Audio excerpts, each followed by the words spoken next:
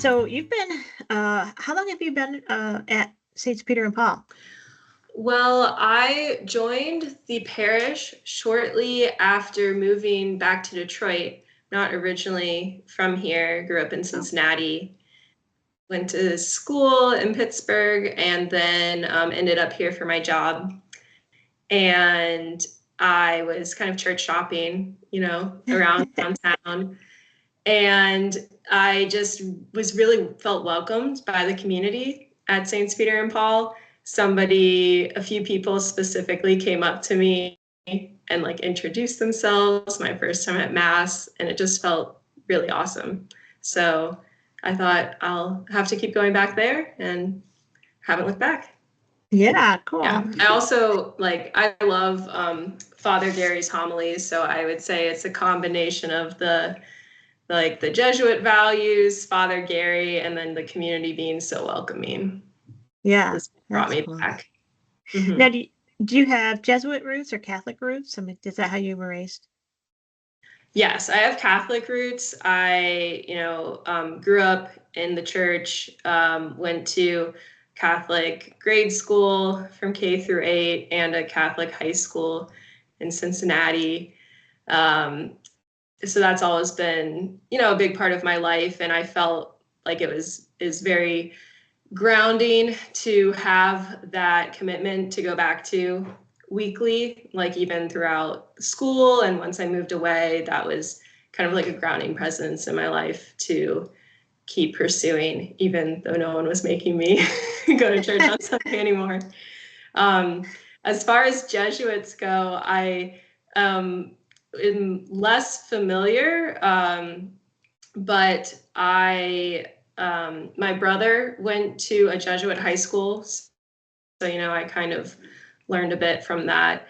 And then this is the first Jesuit parish I have been a part of. But when I was moving around for my job, I found there was a time where I was having trouble finding a church community that was really speaking to me when I was living in Alabama. And then I had really good luck by just going to the Jesuit parish there. So I kind of followed a similar path when I was in Detroit.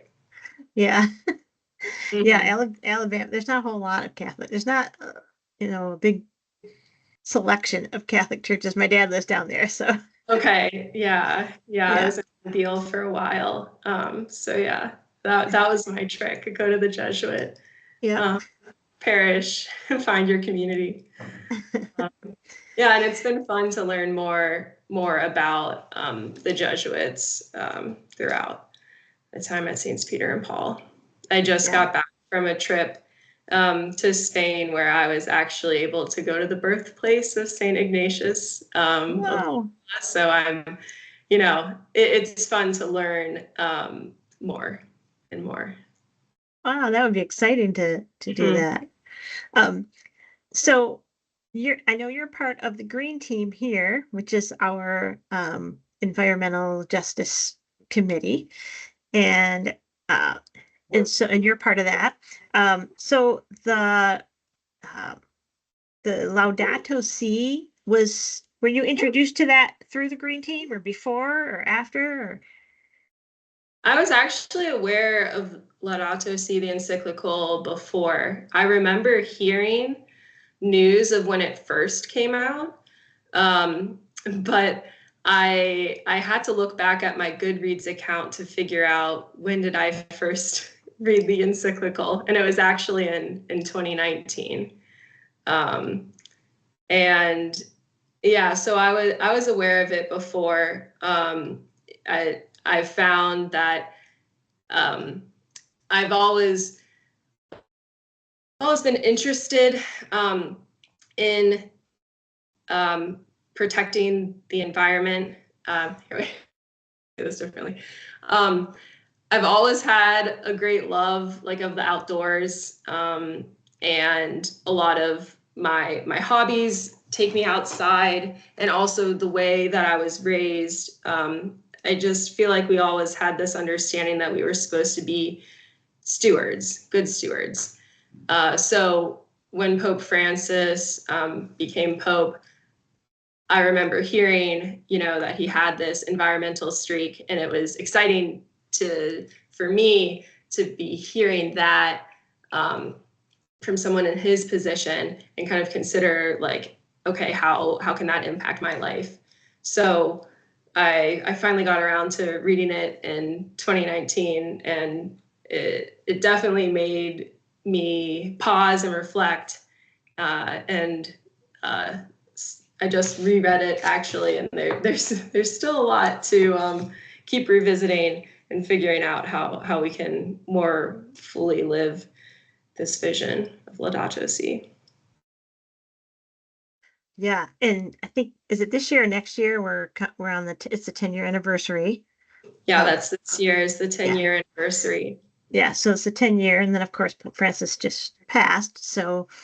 Um, so we're kind of revisiting it again, even though that's really been a part of this parish's life, and a lot of especially since he was a Jesuit, a lot of Jesuit parishes have fully embraced it.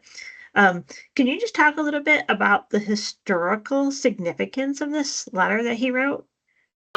Well, I mentioned that it came out in 2015, and another thing for some climate nerds that will stick out for 2015 is that was the year of the Paris Climate Agreement. And this actually, the encyclical came out in advance of that. So it's kind of interesting to look back on it on a perspective like 10 years later. But, the opinions are that this, having the encyclical come out right before really helped solidify that movement and really helped get an agreement at the Paris in 2015.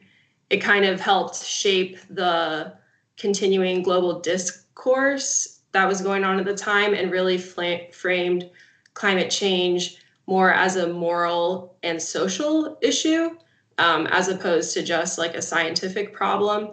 And it was really urging action to protect the planet and the poor. And it resonated with a lot of people, even non-Catholics and non-Christians. So it's kind of like this moral call to action that then helped increase public awareness, and led to the signing of the agreement. Yeah, I think that's important, that idea that it was a moral and ethical response. Jesuits, they wouldn't be part of that, but there are many in the who are spiritual or faith-filled that don't necessarily subscribe to science. And so adding that, like rounding it out, that idea of it being a moral and spiritual and ethical obligation to take care of the earth. I think that's powerful. As you Yeah, read, definitely. yeah, yeah, and I think as you read through it, because I know you said you just read through it again, and there's a lot of it, but like, what was the impact that it had on you when you read through this letter? Well, I'll start with the impact from the first time I read it, because I actually remember that time pretty well, like in mid 2019. I had basically like placed off of a rotational program at my work. I was in my full-time job, and I was kind of trying to figure out where climate change fit in with my work. And I wanted to make sure that, how do I say it? I wanted to make sure I was like being authentic to my goals, and that I had this alignment between like what I believe and also what I'm working on each day. And I should mention, like, I'm an engineer. I work like in production. So, it's a manufacturing environment. I'm very aware that we have a large carbon footprint, and we have a lot of responsibilities to reducing that. And I'm also like someone who's very concerned about the climate crisis. So I've had to kind of continually revisit that of like, am I applying my skills in the best way?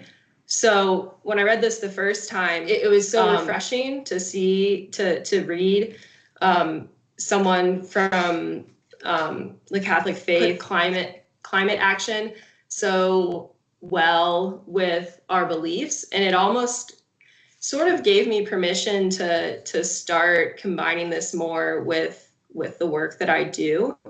And around that time, I helped co-found a community of practice at work where we share sustainability best practices across different manufacturing communities and try to build off of each other's actions. So I think this kind of lit a bit of a fire under me, and I started to work more at work, in my own life, and in my community on climate action. Now, I just reread the book, and it definitely like hits you hard at some points. There's some things that I definitely like still struggle to like live out. It has a section that I recall where it talks about production, actually, which, as I said, I work in, and that isn't like an intrinsic good in itself, and we have to be concerned with overproduction and overconsumption. The book's very concerned about our consumerist culture, and also pretty skeptical about only using technological solutions for some of these problems, which the Pope argues like are sometimes social in nature. He's not saying that you can't use technical solutions, just that to be skeptical if people are saying we only need this one technical solution and technology is going to save us. So one thing that like struck me on the reread is how there's some parts towards the end of the encyclical where Pope Francis really makes the case for the importance of rest, also in the context of this climate work, which I found very interesting because that's, something that is challenging for me personally when I feel like there's so many things we have to do. But he says that, rest opens our eyes to the larger picture and gives us renewed sensitivity to the rights of others. And he also kind of ends with a very hopeful message that I kind of take as a challenge, especially when it's a little bit challenging to be hopeful with the state of climate work, just because of the current political situation in the US and a lot of things that maybe we were taking for granted, like certain EPA regulations or certain, grants that the Department of Energy had committed to are just, we're just going in a totally different direction now. But at the end of this, he says, like, let us sing as we go. May our struggles and our concern for this planet never take away the joy of our hope. And I think that's like a cool challenge for myself too, especially as somebody in choir. It's an interesting to contemplate, like, how can I be more joyful and hopeful and sing as I go as I do the work. That point about having hope in light of the political, and I was thinking about, because I was, I was raised, my childhood was in the 70s, which gives away my age, but and it was like I remember stickers on the wall, like in elementary school, that said "Turn out the light when you leave" and saving. Like everything was all about saving energy and stuff. And reading, like even in junior high and high school, reading articles about all this EPA stuff and all the stuff that was coming out. And we've been making so much good progress until 2016. And even like these last 2 summers, my sister lives in Nevada, and so often they will have times when they're affected by the smoke from the California wildfires, right? Well, it's never, and of course, that's never been an issue until these last 2 years for us here in Michigan, and like experiencing the reasons why, like it right before my childhood. We had implemented all of these EPA standards and Mhm, stuff and regulations, and now that they're being undone, and how quickly we're seeing the effect of them being undone. mhm. Um, and so, yeah, so the timeliness of him writing the letter in 2015, and then, of course, the timeliness now of here we are at the 10 years later. So, yeah. There was actually a section in the book that jumped out to me in light of just like the changing political climate. So I marked it. But he says that continuity is essential because policies related to climate change and environmental protection cannot be altered with every change of government. Right there, he called it. But yeah, it's just yeah, it seems like it should be obvious, but we can't keep changing the direction. Yeah. So, Yeah. Pope Francis was very prophetic, wasn't he? mhm, Um, definitely. yeah, I was thinking, so a couple of questions as we get a little bit more, uh, going a little bit deeper. Um, you've kind of already spoken to this underlying concern. Um, what would you say are like some of the underlying ethical and spiritual roots that he names in the letter? Because people, there's a lot of people who've heard maybe about this letter, and they're like, oh yeah, climate change. But if they haven't read the whole thing, they don't really understand the ethical and spiritual roots that this letter addresses. What I think people might have the misunderstanding of if they've just heard about, oh, Pope Francis is the climate pope. Well, he starts off really kind of name dropping popes who have come before him, who have spoken to these issues, and really showing how, hey, I'm just another person building off of what has come before me. So blessed Pope Paul the Sixth, Saint John Paul II, um, Pope Benedict as well.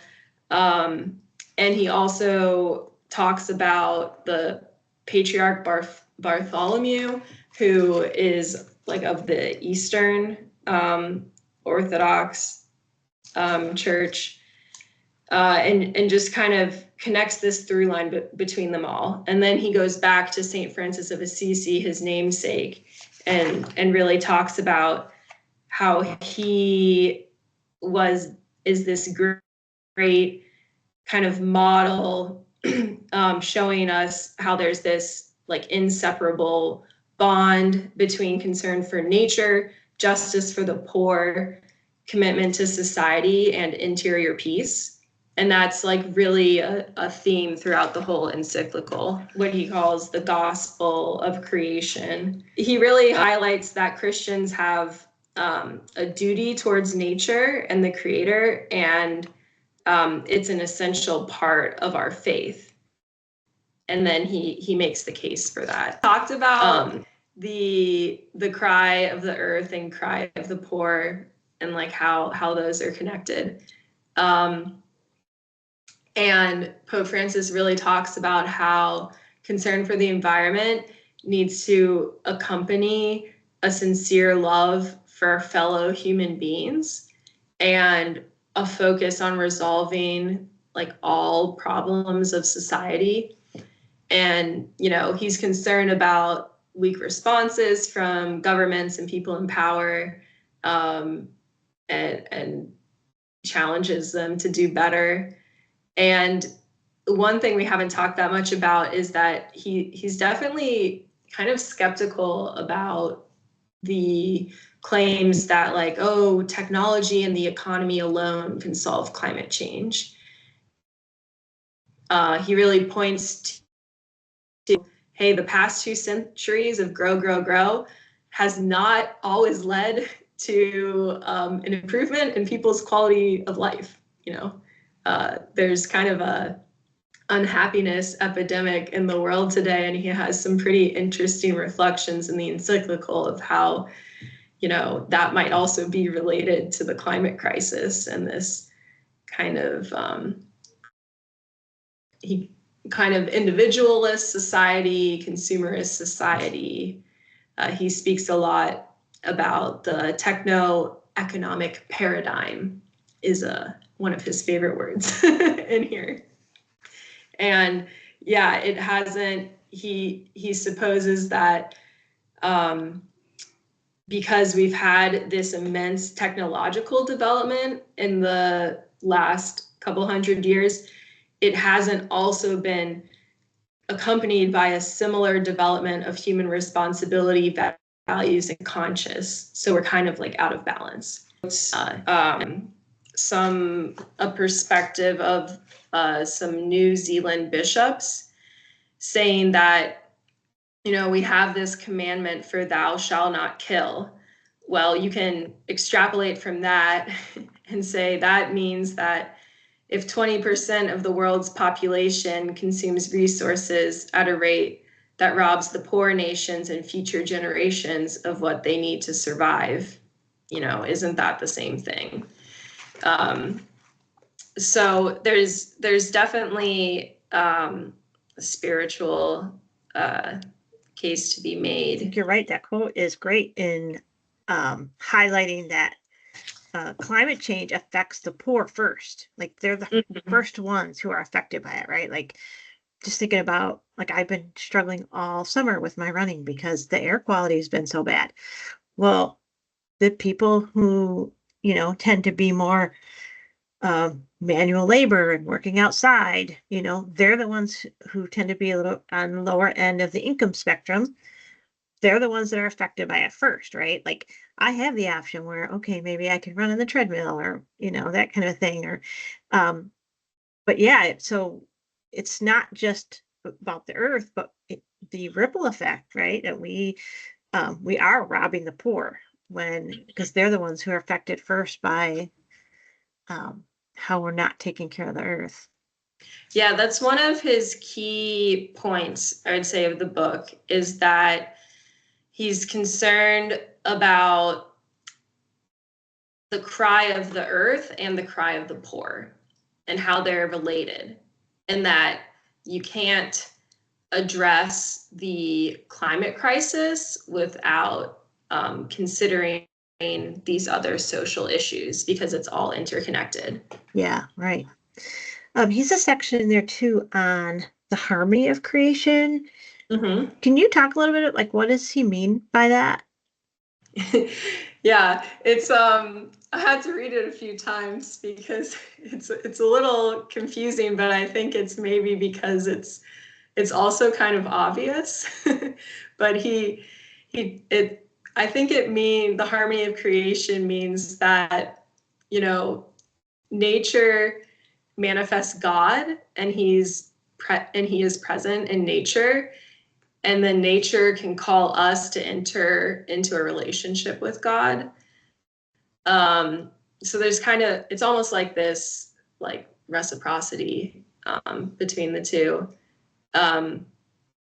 It's really exemplified in this prayer of Saint Francis of Assisi. Praise be to you, my Lord, is how the canticle starts, and it, you know, says things like, praise be to you, my Lord, through our sister Mother Earth, who sustains and governs us, who produces various fruit with colored flowers and herbs, and goes on.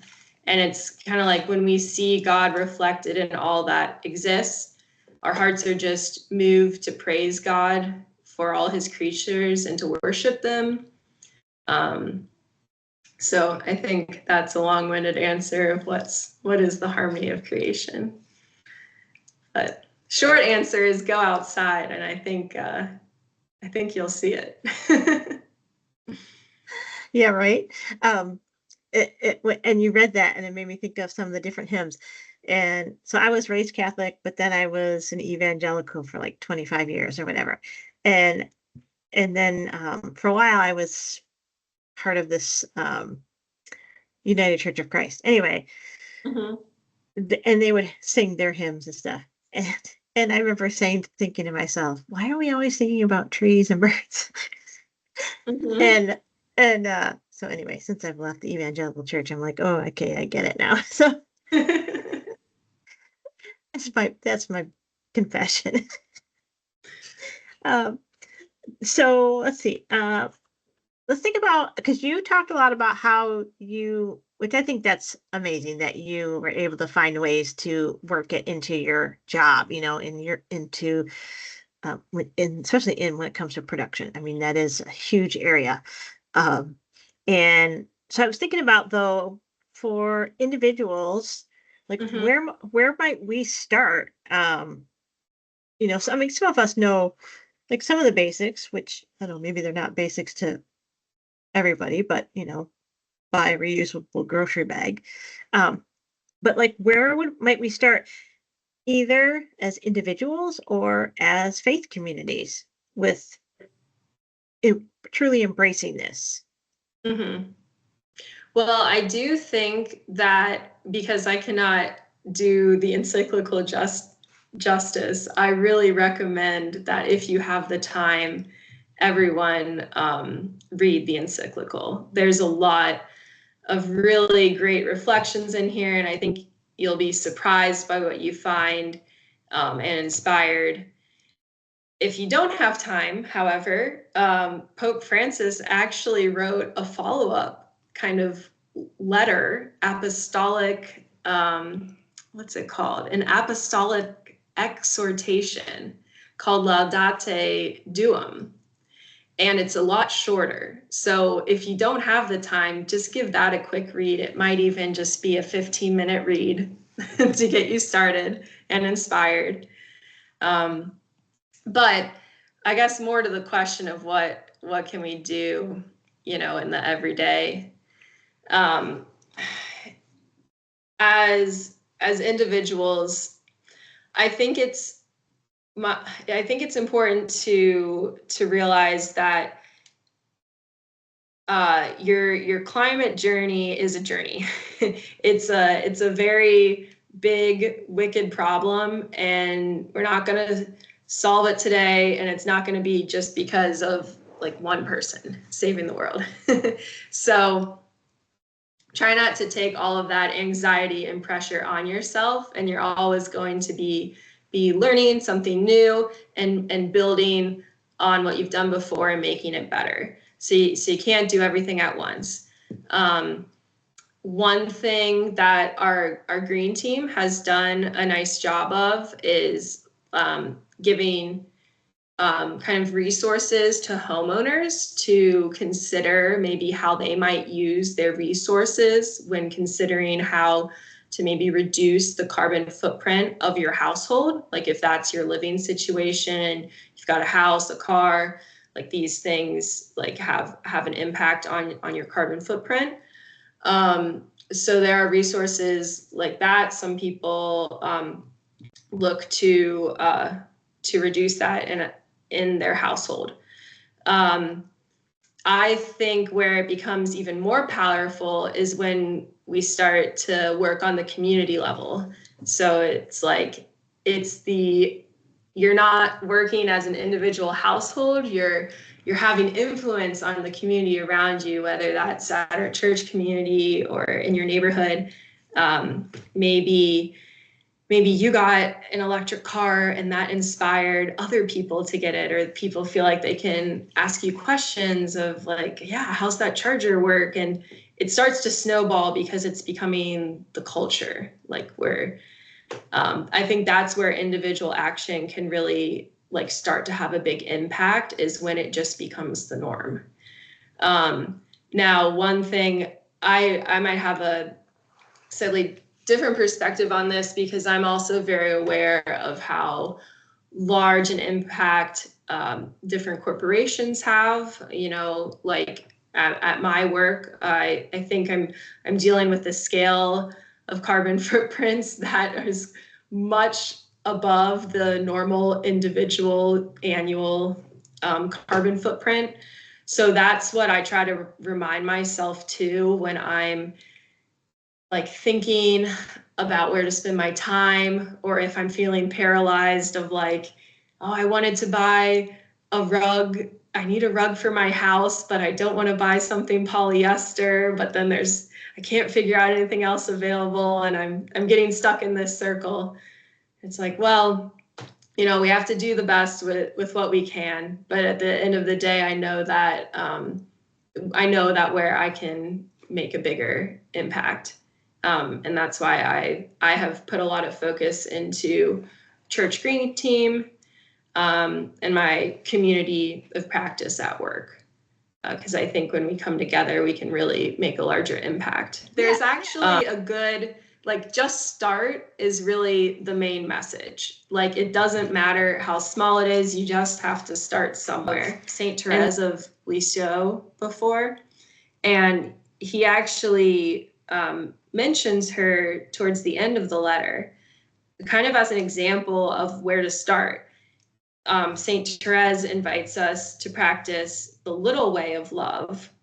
And then he draws the connection between that and how practicing an integral ecology is actually also made up of these simple daily gestures, which kind of break these habits of consumerism or individualism that we're stuck in, that are kind of leading to the climate crisis. So not everybody can buy an EV, right? There's some people who or not everybody can afford to put solar panels on there, but the ones who can probably should, right?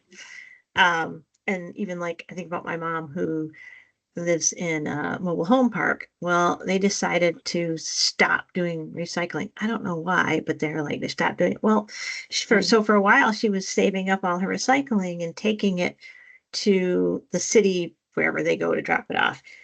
But then of course they don't plow well, so she went in the wintertime and almost fell, and I don't need my mom to have a broken hip. So I'm like, Mom, you just need to stop.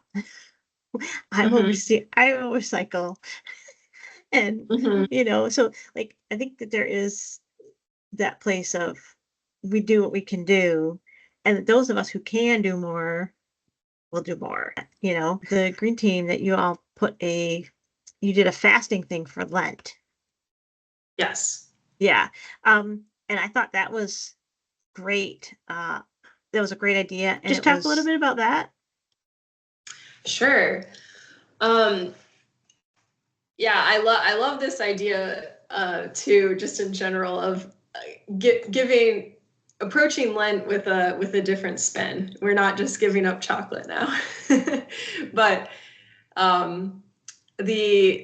our green team published a guide for some alternative ways of fasting, and I think it just really helps raise awareness of what you choose to get involved in. So I think we had some suggestions for fasting from plastic.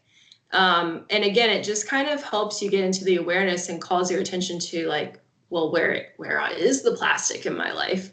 And then you'll start to realize it's everywhere. But small things are you using reusable grocery bags? Are you keeping those in your car? When can you opt to not use a throwaway container and find a better solution? It just calls your attention to that. One thing I have enjoyed doing the last several Lents is I've been doing a fast from meat. During Lent, I am not a vegetarian. However, I am aware of the large environmental footprint, especially that red meat has. And I like using Lent as an opportunity to reflect on that relationship more, to try new fun recipes and prove to myself that it's not so bad. Eating less meat, I can do it. And then I can take some of those recipes to into the non-Lenten times. But I think that's really what's at the heart of it, is it practicing something daily calls your attention to it. So it's kind of a great opportunity to focus on something specific, whether it's plastic, whether it's your meat consumption, whether it's like the amount you're using your car each day. I can't remember all of the specifics on that list, but there were a lot of them, and that's what's at the heart of it. That's a good point that you bring up about the meat, and that's one thing that I do forget a lot. That, well, I mean, I'm a vegetarian slash vegan, um, depending on if I'm craving cheese that day, I guess. And so there are several of us who are vegetarians or vegans there, and the the benefit it has for the earth of bringing down those greenhouse gases or whatever it is. Um, so yeah, I forget that sometimes when we think recycling, but as my brother-in-law likes to say, there's three R's: reduce, reuse, and recycle. And recycling is the last. Right. We should be reducing and reusing. Those are the first steps.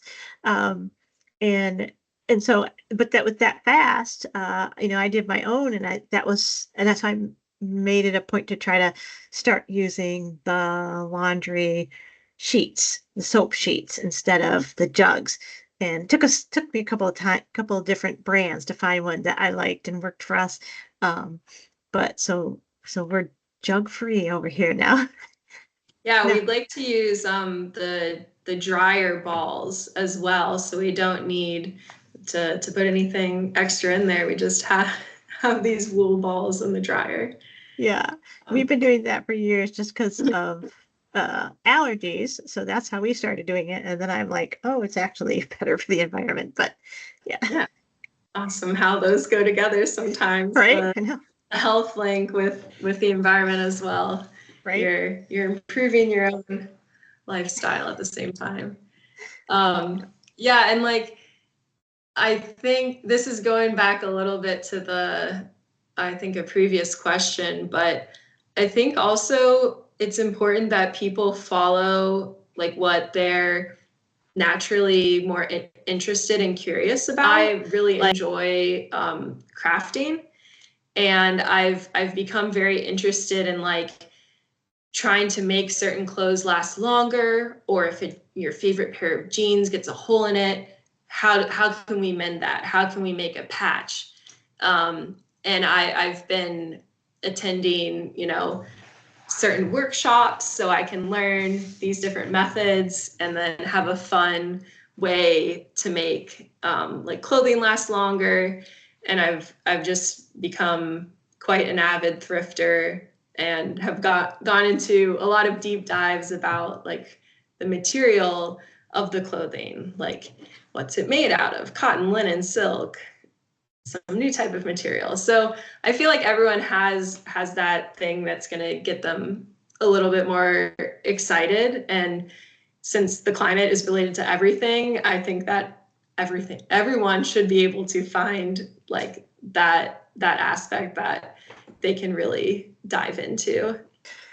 My grandparents got married in 1932, right? So right in the Mhm. heart of the Great Depression. And so my grandparents did things that, of course, we thought were quirky, right? But they were, um, they were things that saved money, and it was all about reusing stuff. And they Mhm. didn't they didn't have flower beds; they had vegetable beds. So around their house where they would normally have flowers, they grew chives and tomatoes and stuff like that. So, yeah, some of that stuff, and of course we forget now, and a lot of it is skipped a few generations, so now it's coming back. But Yeah, it's all coming back. yeah. Same with the climate.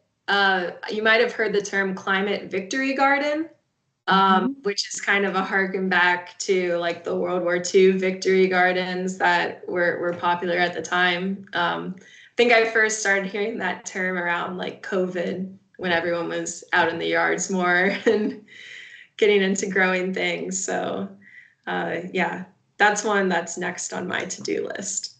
Is to Your expand victory my garden. vegetable garden. I've tried the last 2 years, and I said, my, if I had to rely on this, my family would definitely starve, because this year the only thing that survived were jalapeno plants. So, and I don't even eat jalapenos. So, yeah. So Yeah, well, anything. No, go ahead. Oh, I was just gonna say I compost at home, which is also a very fun kind of science project. That even those who have kids, I think that would be a fun thing to Yeah. get started on, is doing compost at home. Uh, but I don't have a real vegetable garden, but every once in a while something grows out of the compost. So some sort of summer squash is growing in my Yay. backyard right now, and I didn't even have to try. So sometimes you have those little serendipitous moments Right. when you're gardening. So maybe I'd have more success with composting. Maybe. I'd get Less work. something other than jalapenos. Yeah. Just let nature do its thing. That's fun. Yeah. It's pretty fun, but I feel like it's cheating because because like you're spending less money, but you're still like it's that consumerism. But I love to It's watch. true. Yeah. I get what you're saying, but it is a little bit of a substitute because at least you're not using resources to make a whole new piece of clothing. Yes. Because, like, if you want a good deal, usually you're going to some sort of fast fashion brand, and fast fashion does have a super large environmental impact. So yes, you could still go on a shopping binge if you are thrifting, but I think giving new life to something in your wardrobe is always fun, and it's always going to have less environmental impact to reuse something old than to purchase Yes. something that was newly made. Yeah. Yes, I'm very jealous of all of these people who know how to upcycle clothing. And so Um, if you know, like that this work is our vocation to be protectors of God's handiwork. And it's essential to living a life of virtue. And it is not an optional or secondary aspect of our Christian experience. The book is full of little, somewhat sharp reminders like that I think would surprise some people. And because starting to take some small action in their lives. And I always like to talk about like what form that might take for different people. So they can yeah, come find me at church and brainstorm. I love that his comment about this is not a secondary issue. Mhm. Because I mentioned because I came out of the evangelical church and everything was about getting saved and getting saved and getting saved. Mhm. And really like an escapism mentality, right? Like, Yeah. well, I mean, even songs like "Take this world and give me Jesus. This is not my home." Well, no, but it is. It is your home, and you're supposed to take care of it. And I love that idea because it's saying this is part of salvation. we have been um, we have been saved by grace through faith to do good works, right? Like taking care of the Yes. earth. Kind of says that Yeah. there's like three big relationships um, that we have to, be concerned about as Christians. And he said it's like our relationship with God, our relationship with each other, and our relationship with the earth. And it kind of says it in that way. I'm like, yeah, we're a bit out of balance here. So I think, starting by understanding the problem is a good step. And then we can start working on it.